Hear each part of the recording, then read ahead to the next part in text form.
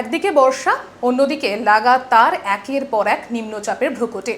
এই দুই ফলায় পড়ে গিয়ে মাঝে কিন্তু একেবারে বৃষ্টি বিপর্যস্ত বাংলা বলাই যেতে পারে।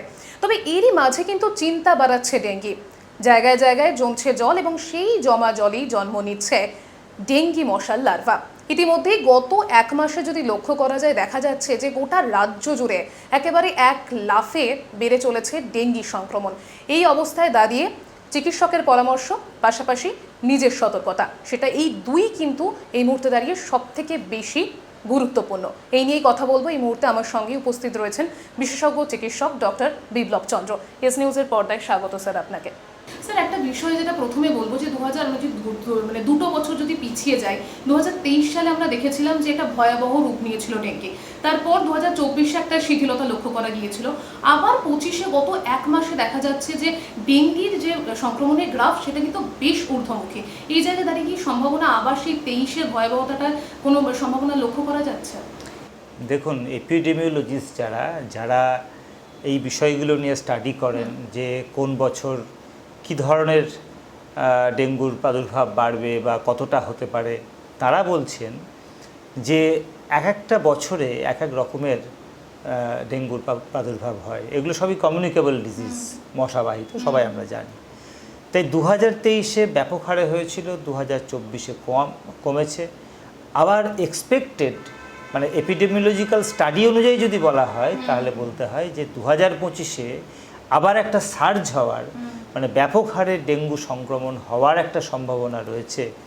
এবং যার ইন্ডিকেশন কিন্তু দেখুন, এই বৃষ্টি শুরু হয়েছে, বর্ষা শুরু হয়েছে, এই লাস্ট এক মাসের মধ্যেই কিন্তু লাফিয়ে ডেঙ্গু সংক্রমণের সংখ্যা, রোগীর সংখ্যা কিন্তু বেড়েছে। গত জানুয়ারি থেকে যদি জুন মাস হিসেব করেন তাহলে দেখা যাবে যে ডেঙ্গু রোগাক্রান্ত, সরকারি হিসেব অনুযায়ী বলছি, 1,500 প্রায়।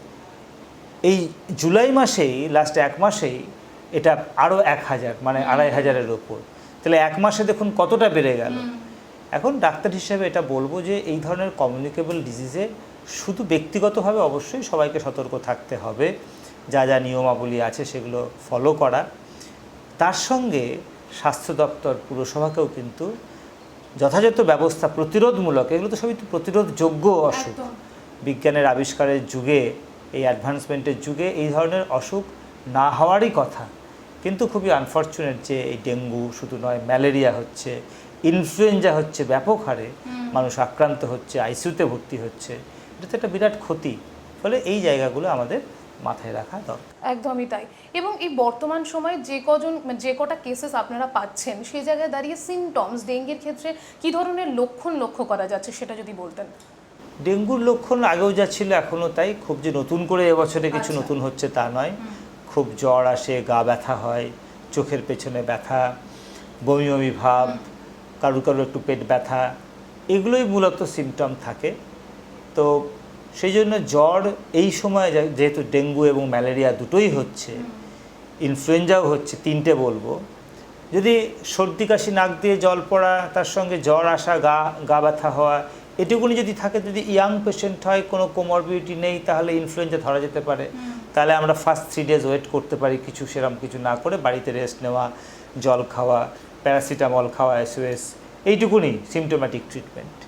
কিন্তু 3 দিন ক্রস করে গেলে কিন্তু আর ওয়েট করা যাবে না। যদি না দেখা যায় যে সর্দি কাশি অর্থাৎ রেসপিরেটরি সিমটম নেই, কিন্তু জ্বর হচ্ছে, গা ব্যথা হচ্ছে, প্রচণ্ড উঠতে ইচ্ছা করছে না, খুব দুর্বল লাগছে, তাহলে সেক্ষেত্রে কিন্তু এই মুহূর্তে দাঁড়িয়ে ডেঙ্গু না ম্যালেরিয়া সেটা আমাদের জানতেই হবে। সেই জন্য ডে 3-তেই আমাদের টেস্ট করতে হবে।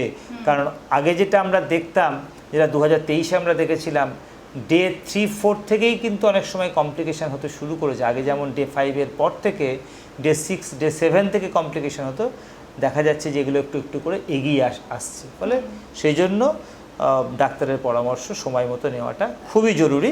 এবং সেক্ষেত্রে সরকারি ক্ষেত্রে যদি ব্যবস্থা হয় সেটা সবচেয়ে ভালো। না হলে তো একটা প্রাইভেট জায়গায় যাওয়া মানে মানুষের একটা খরচের ব্যাপার থাকে।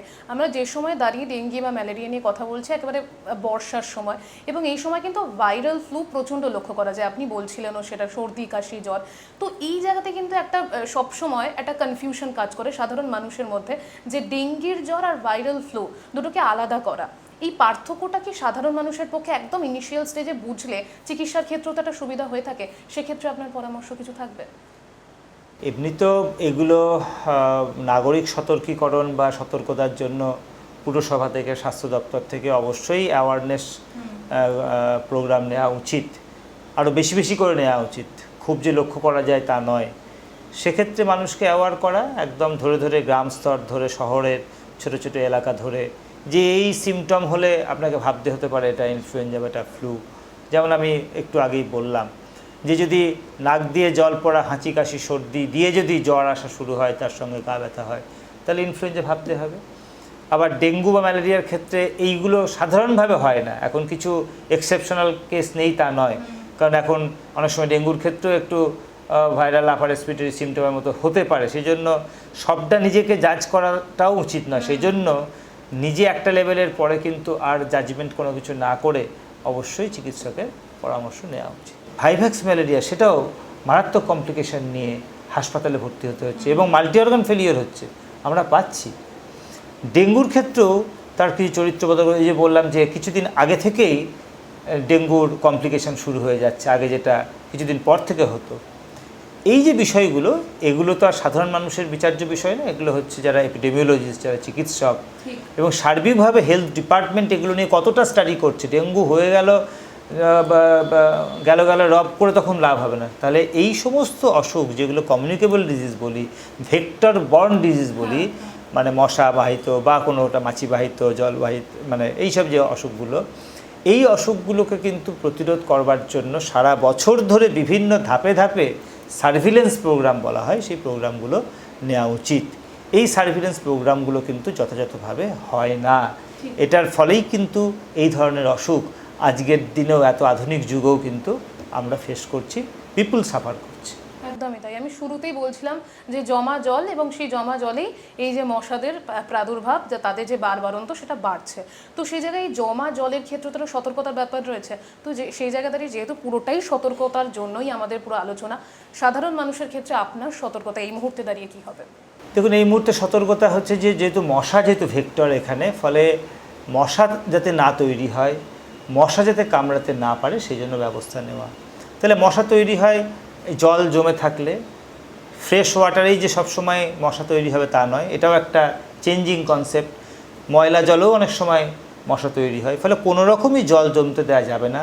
স্ট্যাগনেশন অফ ওয়াটার, জলটা স্থির হয়ে আছে, এটাও কিন্তু মশা জন্মানোর পক্ষে উপযুক্ত, ফলে সেগুলোকেও করতে হবে। ঝোপঝাড়, বাড়ি পরিষ্কার রাখা এবং ঘর পরিষ্কার রাখা, ঘরে মশারি টাঙানো, এবং দিনের বেলাতেও মশা কামড়াচ্ছে, শুধু রাত্রিবেলা নয়, গোধূলি বেলাতে এই সময়, ফলে ফুল স্লিভ জামা পরা, ফুল প্যান্ট পরা ছোটোদেরকেও পর্যন্ত, এবং দিনের বেলাতেও যদি কেউ হয়তো বাড়িতে কোনো রুগী রয়েছে, অন্য কোনো কারণে বেরোতে পারেন না, ঘরে শুয়ে আছেন, তাকেও মশারি টাঙিয়ে শোয়ার ব্যবস্থা করা, এবং তারপর জ্বর হলে আমি যেটা বললাম সেই অনুযায়ী ব্যবস্থা নেওয়া, ডাক্তারের পরামর্শ নেওয়া। জ্বর হলো মানেই একটা অ্যান্টিবায়োটিক খেয়ে নিলাম ওভার দি কাউন্টার, বা একটা পেনকিলার খেয়ে নিলাম, এটাও একদমই উচিত না। এটা কিন্তু একদমই উচিত না, একদমই উচিত না। একদম শেষ করবো স্যার, কিন্তু একটা বিষয় যেটা জানার চেষ্টা করবো যে বর্তমান সময়ে ডেঙ্গি ম্যালেরিয়ার ক্ষেত্রে কোনো রকম জটিলতা কি পাচ্ছেন? মানে আরও জটিল হয়ে যাচ্ছে পরিস্থিতি, এরকম ব্যাপার, মানে চিকিৎসার ক্ষেত্রে যেটা একটুখানি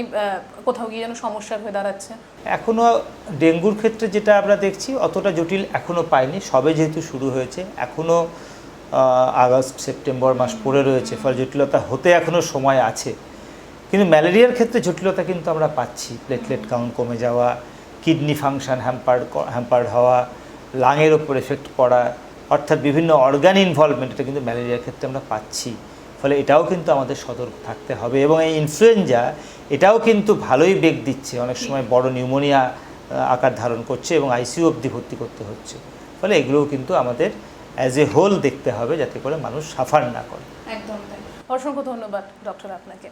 এবং স্যাঁতস্যাঁতে পরিবেশ বা টানা বৃষ্টি আমাদের জন্য অস্বস্তিকর হলেও কিন্তু একেবারে স্বস্তি বা বারবরন্তের জায়গা এই মশাগুলোর ক্ষেত্রে। তো সেই জায়গায় দাঁড়িয়ে বর্তমান সময়ে চিকিৎসকরা যেমন পাশাপাশি রয়েছে, তার উপরেও কিন্তু আর একটা বিষয়, সেটা হচ্ছে একমাত্র উপায় নিজের সতর্ক থাকা।